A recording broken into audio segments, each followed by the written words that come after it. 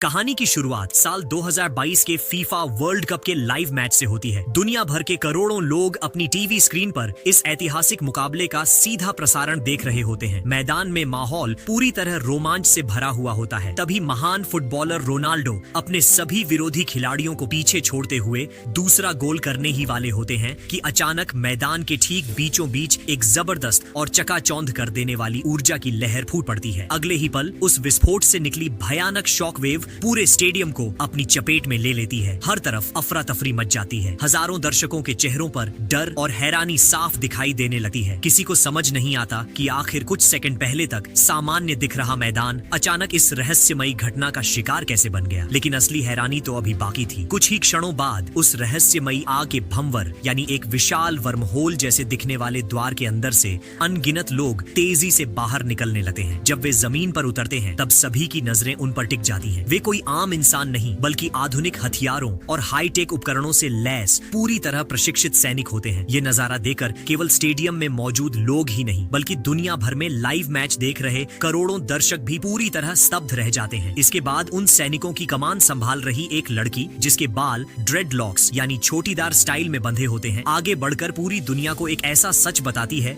जिसे सुनकर हर किसी के होश उड़ जाते हैं। वह बताती है कि वे लोग आज से पूरे 30 साल भविष्य से आए हैं। उनके समय में पूरी मानव सभ्यता एक विनाशकारी युद्ध का सामना कर रही है। धरती पर एक रहस्यमयी और बेहद खतरनाक जीवों की प्रजाति ने हमला कर दिया है। इन भयानक जीवों के सामने इंसानों की सेना लगातार हार रही है। हालात इतने बदतर हो चुके हैं कि सुपर कंप्यूटर और बड़े डेटा के विश्लेषण के अनुसार भविष्य में पूरी दुनिया की आबादी घटकर 6 लाख से भी कम रह गई है। अगर यही स्थिति जारी रही तो बहुत जल्द पूरी मानव जाति हमेशा के लिए खत्म हो जाएगी। उसके साथ ही पृथ्वी की पूरी सभ्यता भी इतिहास बन जाएगी। इसके बाद वह बताती है कि वे भविष्य से जिन लोगों को अपने साथ लेकर आए हैं वे अलग अलग क्षेत्रों के सबसे बेहतरीन वैज्ञानिक, सैनिक, इंजीनियर और विशेषज्ञ हैं। लेकिन केवल उनके दम पर यह युद्ध जीतना अब संभव नहीं है। उन्हें वर्तमान समय के इंसानों की तत्काल मदद चाहिए। तभी इस महाविनाश को रोका जा सकता है और मानव सभ्यता को बचाया जा सकता है। जैसे ही यह संदेश पूरी दुनिया में लाइव प्रसारित होता है पूरी मानवता पहली बार बिना किसी भेदभाव के एकजुट हो जाती है। देश, भाषा, धर्म और सीमाओं का हर फर्क मानो एक पल में मिट जाता है। दुनिया के हर कोने से बहादुर लोग स्वयं आगे आने लगते हैं। देखते ही देखते हजारों नहीं बल्कि लाखों स्वयं सेवकों की टीमें तैयार कर दी जाती हैं। इसके बाद भविष्य की अत्याधुनिक तकनीक की मदद से इन सभी बहादुर लोगों को एक एक करके 30 साल आगे यानी उस भयावह भविष्य के युद्ध क्षेत्र में भेजा जाने लगा है। अब पूरी दुनिया में सिर्फ एक ही मिशन बचा है, भविष्य को बचाना। इस समय पूरी मानव जाति के लिए न किसी का नाम मायने रखता है, न उम्र और न ही पहचान। हर इंसान सिर्फ एक सैनिक बन चुका है जो किसी भी कीमत पर भविष्य की रक्षा करने और मानव सभ्यता को हमेशा के लिए मिटने से बचाने के लिए अपना सब कुछ दांव पर लगाने को तैयार है। वे लोग केवल 7 दिनों के ड्यूटी चक्र पर भविष्य में भेजे जाते हैं। 7 दिन पूरे होते ही उन्हें अपने आप वर्तमान में वापस भेज दिया जाता है। लेकिन जिंदा लौटने की संभावना इतनी कम होती है कि उसे लाखों में एक कहना भी गलत नहीं होगा। इसी वजह से दुनिया भर में कई जगहों पर विरोध प्रदर्शन और दंगे शुरू हो जाते हैं। बहुत से परिवार अपने प्रियजनों को इस तरह मौत के मुंह में भेजने के लिए तैयार नहीं होते। आखिर आज से 30 साल पहले की दुनिया तो अभी भी पूरी तरह सामान्य और शांत थी। इसी बीच हमारी मुलाकात कहानी के मुख्य किरदार विलियम से होती है। वह पेशे से एक जीव विज्ञानी है और कॉलेज में छात्रों को पढ़ा रहा होता है। तभी अचानक उसके फोन पर सेना की ओर से भर्ती का आपातकालीन संदेश आता है। क्योंकि विलियम पहले इराक युद्ध में लड़ चुका एक अनुभवी सैनिक रह चुका होता है, इसीलिए वह बिना समय गंवाए तय स्थान पर पहुंच जाता है। वहां पहुंचते ही वह बिना किसी हिचकिचाहट के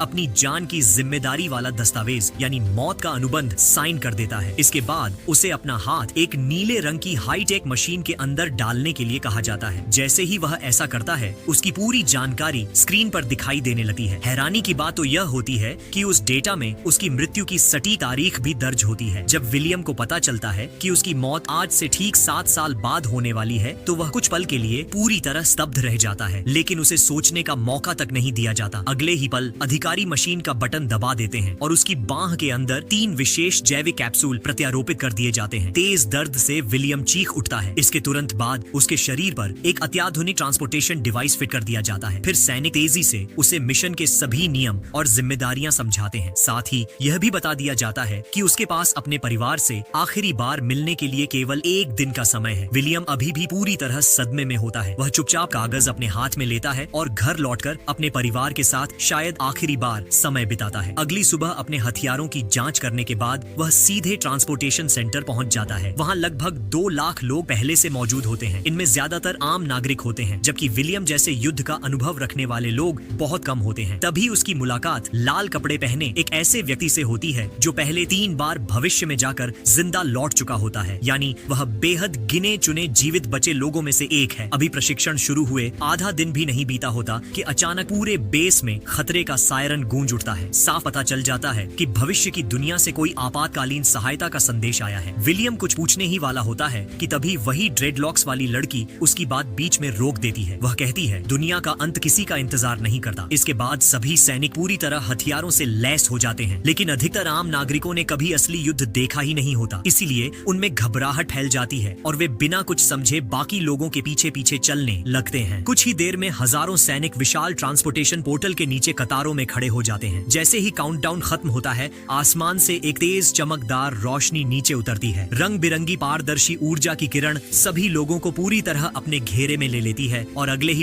ही पल एक बेहद शक्तिशाली ऊर्जा लहर सभी की ओर बढ़ती है। देखते ही देखते हर इंसान उस चमकदार रोशनी में बदलने लगता है। एक एक करके सभी हवा में उठने लगते हैं और पूरा ट्रांसपोर्टेशन क्षेत्र दर्द भरी चीखों से गूंज उठता है। इन लोगों को इस हालत में देखकर कमांडर की आंखों में भी बेबसी साफ झलकने लगती है। लेकिन ठीक उसी समय जब विलियम भी ट्रांसपोर्ट होने वाला होता है, कंट्रोल रूम की स्क्रीन पर एक खतरनाक चेतावनी दिखाई देती है। सैनिकों को भेजे जाने वाले कोऑर्डिनेट्स गलत सेट हो चुके होते हैं, मगर अब बहुत देर हो चुकी होती है। किसी को भी इस भयानक गलती की जानकारी नहीं होती और सभी सीधे मौत के मुंह में भेज दिए जाते हैं। अगले ही पल साल 2052 के न्यूयॉर्क के आसमान में एक विशाल वर्महोल खुलता है। उसके अंदर से 30 साल पहले के हजारों लोग बारिश की तरह नीचे गिरने लगते हैं, लेकिन गलत लोकेशन की वजह से ज्यादातर लोग सीधे ऊंची इमारतों और सड़कों पर गिरते हैं और मौके पर ही मारे जाते हैं। कुछ ही सेकंड में आधे से ज्यादा सैनिक अपनी जान गंवा देते हैं। विलियम की किस्मत बेहद अच्छी होती है। वह किसी तरह एक छोटे से स्विमिंग पूल में आकर गिरता है और उसकी जान बच जाती है। किसी तरह पानी से बाहर निकलकर जब वह चारों तरफ नजर डालता है तो उसके पैरों तले जमीन खिसक जाती है। यह कोई सामान्य युद्ध नहीं, बल्कि पूरी तरह उजड़ी हुई दुनिया होती है। हर तरफ टूट चुकी इमारतें, धुआं, मलबा और मौत का सन्नाटा फैला होता है। ऐसा लगता है मानो पूरी मानव सभ्यता पहले ही खत्म हो चुकी हो। तभी उनके कम्युनिकेशन डिवाइस पर एक कमांडर संपर्क करता है। वह सभी बचे हुए सैनिकों को तुरंत शहर के बीचों बीच स्थित एक रिसर्च बिल्डिंग तक पहुंचने का आदेश देता है। उनका मिशन होता है कि इमारत की सबसे ऊपरी मंजिल से एक नीले रंग की विशेष दवा हर हाल में लेकर वापस लौटना है, क्योंकि बचे हुए लोगों में विलियम ही उन गिने चुने लोगों में से होता है जिन्हें असली युद्ध का अनुभव है। इसलिए उसे पूरी टीम का लीडर बना दिया जाता है। इसके बाद सभी सावधानी से तबाह हो चुकी सड़कों को पार करते हुए उस इमारत तक पहुंच जाते हैं। रास्ते भर दीवारों में ढंसी हुई विशाल और नुकीली हड्डियां दिखाई देती हैं। इन्हें देखकर साफ समझ आ जाता है कि यही उन रहस्यमयी जीवों के घातक हथियार हैं और उनकी ताकत इंसानी कल्पना से कहीं ज्यादा है। जैसे ही टीम इमारत के अंदर प्रवेश करती है, ऊपर नजर जाते ही सभी के रोंगटे खड़े हो जाते हैं। वहाँ मौजूद वैज्ञानिकों की लाशें किसी बलि की तरह उल्टी लटकाई गई होती हैं। पूरा माहौल एक पल में खौफनाक बन जाता है। तभी लिफ्ट के पास उन्हें एक मरा हुआ सफेद राक्षसी जीव दिखाई देता है। लाल कपड़े पहने अनुभवी सैनिक बिना समय गंवाए उसका नुकीला पंजा काटकर अपने साथ रख लेता है, क्योंकि वह इस मिशन की अहम निशानी साबित हो सका है। दूसरी ओर विलियम अपनी टीम के साथ सफलतापूर्वक वह नीली दवा ढूंढ लेता है, लेकिन जैसे ही सभी वहां से निकलने की तैयारी करते हैं, ऊपर की मंजिल से अचानक अजीब और डरावनी आवाजें आने लगती हैं। विलियम तुरंत अपनी टॉर्च ऊपर घुमाता है और अगले ही पल उसकी सांसें थम जाती हैं। अंधेरे में एक भयानक सफेद राक्षस अपनी चमकती आंखों से उन्हें घूर रहा होता है और उसके मुंह से लगातार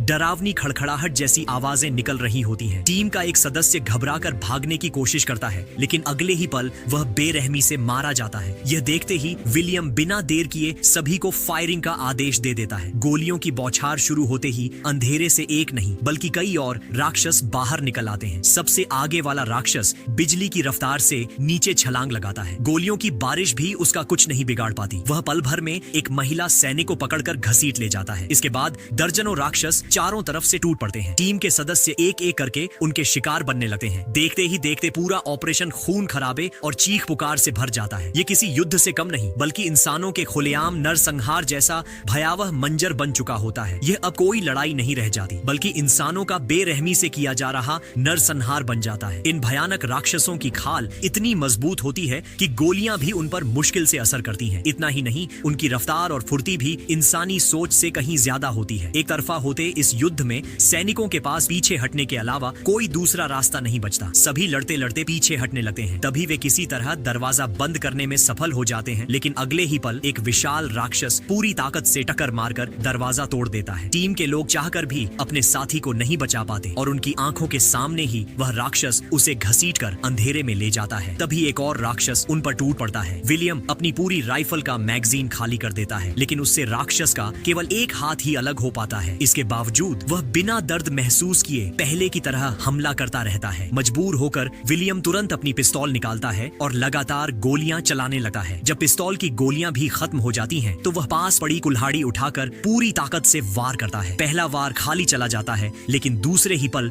वह पूरी ताकत लगाकर कुल्हाड़ी नीचे से ऊपर की ओर घुमाता है। इस बार कुल्हाड़ी राक्षस की ठोड़ी को चीरते हुए सीधे उसके सिर के आर पार निकल जाती है। फिर भी वह राक्षस मरने का नाम नहीं लेता। तभी आखिरी क्षण में लाल कपड़े पहने अनुभवी सैनिक आगे बढ़ता है और राक्षस की गर्दन पर लगातार 2 गोलियां दाग देता है। इस बार वह खतरनाक जीव आखिरकार जमीन पर ढेर हो जाता है। इसी दौरान कमांड सेंटर से तुरंत आदेश जारी होता है कि लड़ाकू विमान उड़ान भर चुके हैं और कुछ ही देर में पूरे इलाके पर कालीन बमबारी की जाएगी। यह खबर मिलते ही सभी बचे हुए सैनिक पूरी ताकत से इमारत से बाहर भागते हैं, लेकिन राक्षस उनका पीछा छोड़ने का नाम नहीं लेते। कमांडर के निर्देश के अनुसार पूरी टीम लाल चेतावनी क्षेत्र को पार करने के लिए जान लगाकर दौड़ती है, क्योंकि केवल 30 सेकंड बाद लड़ाकू विमान लक्ष्य पर पहुंचने वाले होते हैं। तभी सामने बचाव के लिए आई एक बख्तरबंद गाड़ी दिखाई देती है। उसे देखकर सभी के चेहरे पर उम्मीद की किरण लौट आती है, लेकिन अगले ही पल वह उम्मीद भी टूट जाती है। एक राक्षस पलक झपकते ही एक सैनिक को पकड़कर जिंदा निगल जाता है। यह दृश्य देखकर बाकी सैनिक बुरी तरह घबरा जाते हैं और पूरी ताकत से जवाबी हमला शुरू कर देते हैं। सबसे डरावनी बात यह होती है कि ये राक्षस बिना सोचे समझे हमला नहीं करते। वे पूरी रणनीति और अनुशासन के साथ चारों तरफ से घेर कर हमला करते हैं। जो भी उनकी नुकीली हड्डी जैसी बर्छी का शिकार बनता है, उसके बचने की कोई संभावना नहीं रहती। तभी ठीक समय पर लड़ाकू विमान युद्ध क्षेत्र के ऊपर पहुंच जाते हैं। कमांडर के आदेश मिलते ही विलियम पूरी टीम को तुरंत वहां से निकलने का आदेश देता है, लेकिन किस्मत एक बार फिर उनका साथ नहीं देती। भागते समय एक सैनिक का पैर फिसल जाता है और वह नीचे गिर पड़ता है। पूरी टीम उसकी मदद करने की कोशिश करती है। तभी एक महिला सैनिक भी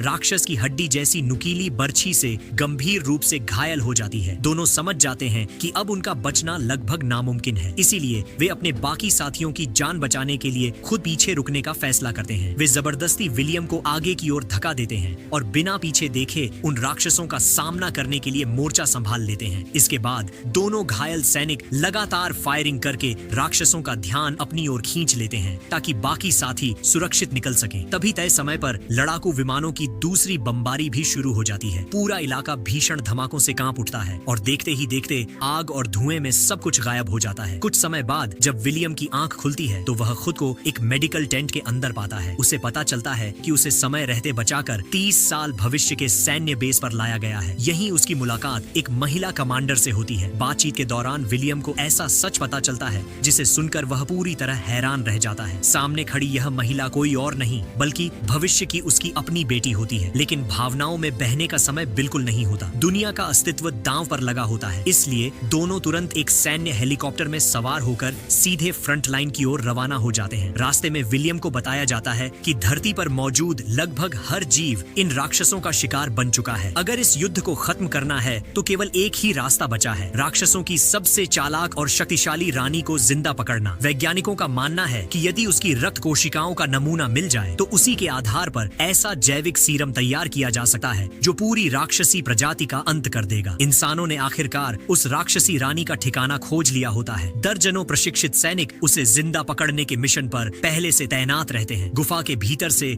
लगातार डरावनी गुर्राहट सुनाई दे रही होती है। तभी अचानक राक्षसों की रानी खुद गुफा से बाहर निकल आती है। उसके विशाल शरीर की ताकत इतनी ज्यादा होती है कि आसपास खड़े कई सैनिक जमीन पर जा गिरते हैं। मौका मिलते ही वह बेरहमी से हमला शुरू कर देती है। महिला कमांडर तुरंत निशाना साधती है और बिना एक भी गोली बेकार किए लगातार फायर करती है। घायल होकर रानी भागने की कोशिश करती है, लेकिन सामने पहले से तैयार आग की दीवार उसका रास्ता रोक लेती है। तभी वह जोरदार चीख निकालती है। उसकी इस आवाज को सुनते ही आसपास मौजूद अनगिनत राक्षस उसकी मदद के लिए गुफा की ओर दौड़ पड़ते हैं। हालात बिगड़ते देख विलियम तुरंत आगे बढ़ता है। वह पूरी ताकत से राक्षसी रानी के विशाल टेंटेकल को पकड़ लेता है। रानी गुस्से में अपनी नुकीली हड्डी जैसी बर्छी से विलियम को मारने की कोशिश करती है, लेकिन विलियम सही सही समय पर उसका हाथ मोड़ देता है। नतीजा यह होता है कि वह बर्छी सीधी जाकर रानी के अपने ही पेट में धंस जाती है। लंबी और खतरनाक लड़ाई के बाद आखिरकार पूरी टीम मिलकर राक्षसी रानी को एक विशाल लोहे के पिंजरे में कैद करने में सफल हो जाती है। इसके तुरंत बाद हेलीकॉप्टर पूरी ताकत से ऊपर उठता है और भारी पिंजरे को जमीन से खींचकर हवा में ले जाता है। लेकिन खतरा अभी भी खत्म नहीं हुआ होता। चारों ओर से सैकड़ों राक्षस उनका पीछा करने लगते हैं। कुछ हेलीकॉप्टर के घूमते ब्लेड से टकराकर वहीं मारे जाते हैं, जबकि कई को महिला कमांडर अपनी सटीक गोलियों से ढेर कर देती है। आखिरकार वे राक्षसी रानी को सुरक्षित समुद्र के बीच बने एक विशाल सैन्य किले तक ले आते हैं। इस किले की कई परतों वाली सुरक्षा केवल एक चीज की रक्षा कर रही होती है, टाइम मशीन। उधर वैज्ञानिक तुरंत रानी के शरीर से रक्त का नमूना निकालने का काम शुरू कर देते हैं, क्योंकि पूरी मानव जाति को बचाने वाला जैविक सीरम तैयार करने के लिए अब समय बेहद कम बचा होता है। शुरुआती कई परीक्षणों के बाद, सैकड़ों असफल प्रयोगों के बाद आखिरकार वैज्ञानिकों को सफलता मिल जाती है। वे ऐसा जैविक सीरम तैयार कर लेते हैं जिसकी घातक क्षमता 100% साबित होती है। अब उम्मीद की ये किरण दिखाई देने लगती है, लेकिन तभी हालात अचानक फिर से बेकाबू हो जाते हैं। समुद्र के बीच बने सैन्य किले की पहली सुरक्षा दीवार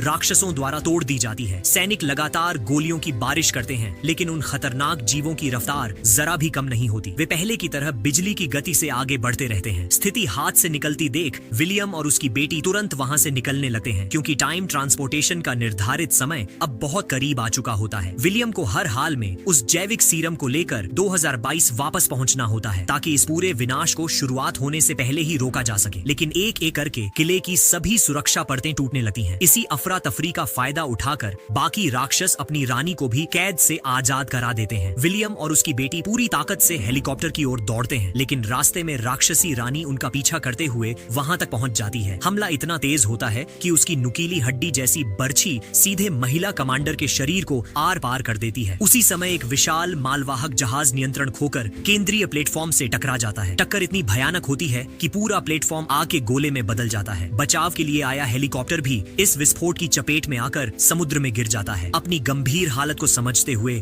बेटी अपने पिता से आखिरी बार कहती है कि किसी भी कीमत पर इस युद्ध को शुरू होने से पहले ही रोकना होगा। यही पूरी मानवता की आखिरी उम्मीद है। पिता और बेटी अभी एक दूसरे से विदा ही ले रहे होते हैं कि तभी राक्षसी रानी फिर उनके सामने पहुंच जाती है। लगातार हो रहे धमाकों से प्लेटफॉर्म का एक बड़ा हिस्सा टूटकर नीचे गिरने लगता है। इसी दौरान विलियम की बेटी राक्षसी रानी के साथ गहराई में जा गिरती है। यह दृश्य देखकर विलियम पूरी तरह टूट जाता है। एक पिता होने के नाते वह बिना कुछ सोचे अपनी बेटी को बचाने के लिए छलांग लगा देता है, लेकिन अगले ही पल सब कुछ बदल जाता है। ट्रांसपोर्टेशन डिवाइस सक्रिय हो जाता है और तेज रोशनी के साथ विलियम वापस 2022 में लौट आता है। वह बेहोश होता है, फिर भी उसके हाथ में वह जैविक सीरम की शीशी अब भी मजबूती से पकड़ी होती है। होश में आने के बाद वह सबसे पहले अपने घर पहुंचता है। वहां अपनी छोटी सी बेटी को सुरक्षित देकर उसकी आंखें भर आती हैं। वह लंबे समय तक उसे चुपचाप देखता रहता है, क्योंकि अब वह जान चुका होता है कि भविष्य में उसके साथ क्या होने वाला है। अगले दिन विलियम इस मिशन से जीवित लौटे अपने साथियों से संपर्क करता है। वे उस राक्षस के पंजे का वैज्ञानिक परीक्षण करते हैं। जांच के नतीजे एक बेहद चौंकाने वाला सच सामने लाते हैं। पता चलता है कि ये राक्षस पहली बार 2050 में नहीं आए थे, बल्कि वे लगभग 1000 साल पहले ही पृथ्वी पर पहुंच चुके थे। उनका अंतरिक्ष यान उत्तरी ध्रुव की बर्फ के नीचे दब गया था। साल 2050 में बढ़ते वैश्विक तापमान और पिघलती बर्फ के कारण वे दोबारा जाग गए और पूरी दुनिया पर हमला कर दिया। सच सामने आते ही विलियम दोबारा अपनी टीम तैयार करता है। इस बार उनका लक्ष्य भविष्य में लड़ना नहीं, बल्कि खतरे को जन्म लेने से पहले ही खत्म करना होता है। पूरी टीम तुरंत उत्तरी ध्रुव के लिए रवाना हो जाती है, ताकि उन राक्षसों का ठिकाना खोजकर हमेशा के लिए उनका अंत किया जा सके। लंबी तलाश के बाद उनके उपकरण एक इलाके में असामान्य विद्युत चुंबकीय गतिविधि दर्ज करते हैं। शक होने पर वे वहां एक शक्तिशाली बम गिराते हैं। विस्फोट होते ही बर्फ की मोटी परत फट जाती है और उसके नीचे हजारों साल से दबी एक विशाल एलियन स्पेसशिप दिखाई देने लगती है। यह दृश्य देखते ही विलियम समझ जाता है कि यही वह जगह है जहां से पूरी तबाही की शुरुआत होने वाली थी। विलियम और उसकी टीम तुरंत बर्फ में एक रास्ता काटकर उस विशाल एलियन स्पेसशिप के अंदर प्रवेश करती है, लेकिन अंदर का दृश्य देखकर सभी की सांसें थम जाती हैं। उन्हें पता चलता है कि असली आक्रमणकारी ये राक्षस नहीं है, ये तो केवल उन एलियन जीवों द्वारा तैयार किए गए जैविक हथियार हैं। पूरे जहाज के अंदर चारों ओर विशाल विशाल जैविक कैप्सूल लगे होते हैं, जिनमें अनगिनत राक्षस अभी भी विकसित हो रहे होते हैं। सभी लोग सतर्क होकर उन कैप्सूलों को देखते हैं। इसके बाद वे तुरंत बड़े पैमाने पर तैयार किया गया जैविक सीरम निकालते हैं और एक एक करके उन कैप्सूलों में इंजेक्ट करना शुरू कर देते हैं। कुछ ही पलों में चारों तरफ दर्दनाक चीखें गूंजने लगती हैं। सीरम अपना असर दिखाता है है और दर्जनों राक्षस पल भर में पिघलकर खून जैसे तरल में बदल जाते हैं। लेकिन उनकी चीखें सुनकर